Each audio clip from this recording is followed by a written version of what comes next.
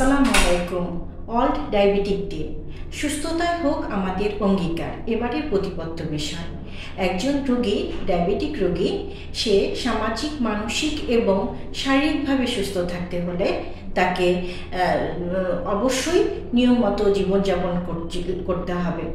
এই নিয়মিত জীবনযাপনগুলোর মধ্যে তার নিয়মিত ওষুধ সেবন, নিয়মিত খাদ্য গ্রহণ, সুষম খাদ্য গ্রহণ এবং তার নিয়মিত শারীরিক পরীক্ষাগুলো করতে হবে। তার রক্তের কোলেস্টেরল নিয়ন্ত্রণ করতে হবে, রক্তের শর্করা নিয়ন্ত্রণ করতে হবে, দাঁত সুরক্ষা রাখতে হবে, চোখ পরীক্ষা করতে হবে, নিয়মিত পা পরীক্ষা করতে হবে।